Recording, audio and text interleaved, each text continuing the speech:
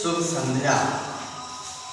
और आज हम पढ़ रहे हैं क्लास 10th से, सब्जेक्ट साइंस से और चैप्टर 3 से, मेटल एंड नॉन मेटल से धातुओं के 5 भौतिक गुण।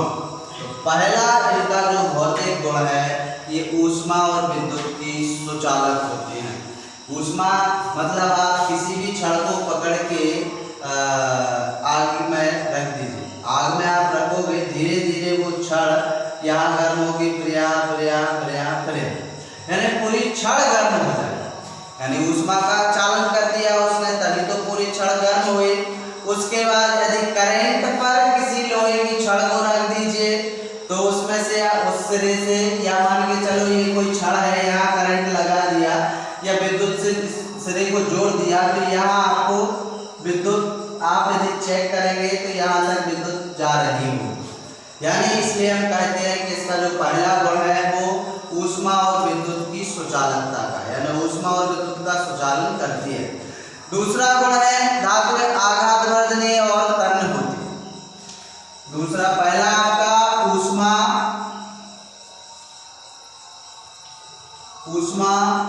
प्लस विद्युत,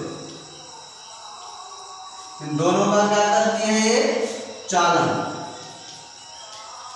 या सुचालक होती है। जो धातुएं होती हैं इनका पहला गुण है ऊष्मा और विद्युत की सुचालक होती है। दूसरा गुण ये आघातवर्धनीय होती है, आसानी से नहीं टूटती। आप कितना भी कूटो पीटो पटको, फिर भी ये आसानी से नहीं टूटती और ये फैल करके लंबी चादर बन जाती है।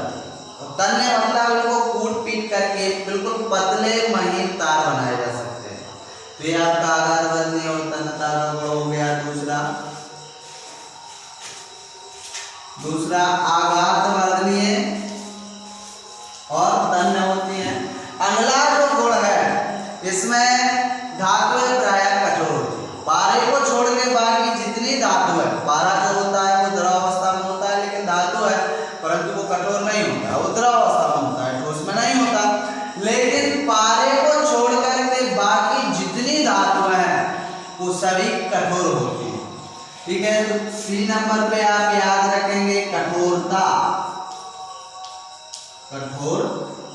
यानी सभी धातुएं सिर्फ पारे को छोड़कर बाकी सभी धातुएं कैसी होती है, कठोर होती है। उसके बाद में धातुएं प्रायः ध्वनिक होती है, यानी इनसे ध्वनि निकलती है। धातुएं कैसी होती हैं, ध्वनिक। यदि कोई भी धातु किसी कठोर सतह से यदि टकरा जाए, मान के चलो ये धातु है, ये कठोर सतह यदि यहाँ से टकराएगी इससे, तो इससे ध्वनि निकलेगी, आवाज निकलेगी, उसी को बोलते हैं ध्वनि। ध्वनि का मतलब ध्वनि करने वाला। तो धातुओं में ध्वनि का गुण पाया जाता है। उसके बाद धातुएं चमकदार होती हैं।